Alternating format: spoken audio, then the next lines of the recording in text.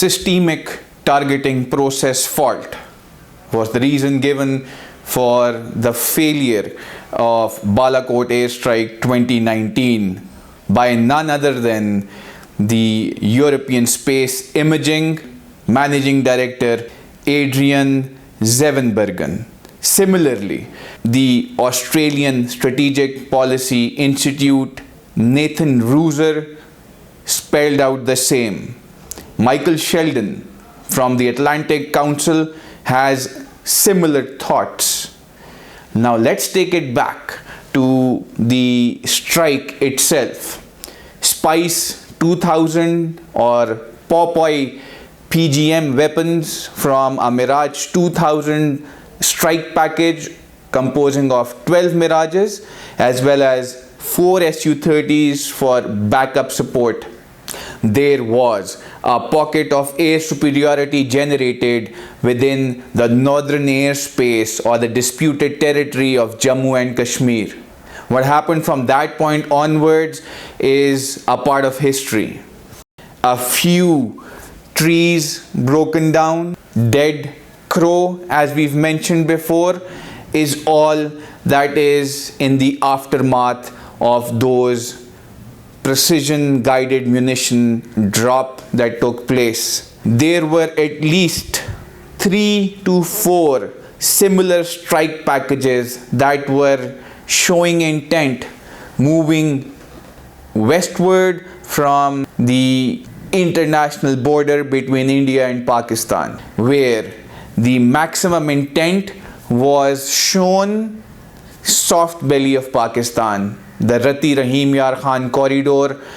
All CAPs or combat air patrols were vectored towards the center of the state.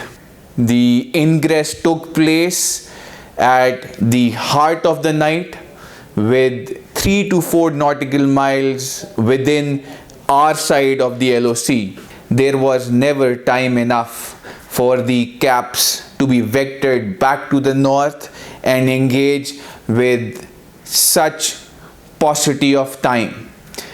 What happened from that point onwards was an assessment, as I mentioned in the start, by different independent organizations. And it was a loud and clear message that the weapons had never reached their intended target. Well, if the target was trees, that's a separate story. Or a crow, that's another separate story. But what in reality happened was the building that the Indians had identified or announced as the miscreants' hideout was never engaged. What the aftermath of this Balakot airstrike brought for the region was escalation to the degree that 2 states or nations, nuclear powered, were brought to the brink of war. The Pakistan High Command exercised restraint till the time the assessments were done, the damages looked at, and from that point onwards there was an offensive defense paradigm engaged.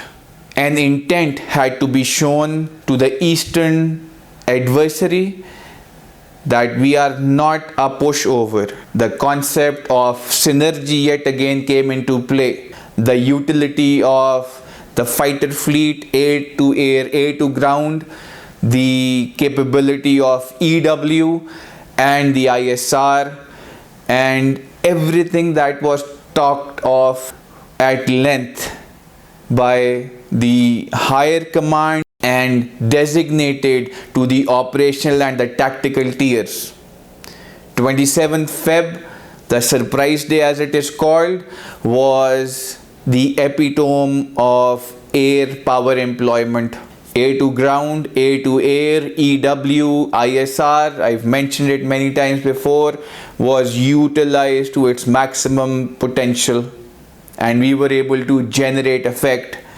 In turn, Wing Commander Abhinandan, the Su-30 that was lost over Indian territory, as well as the frat of the MI-17 is a part of history now. But where we stand today, where we hear narratives being generated that the Balakot strike was a success as per independent assessment by independent organizations, as I've mentioned at the start, dictate otherwise, where the weapons never engaged the target as dictated by the Indian establishment.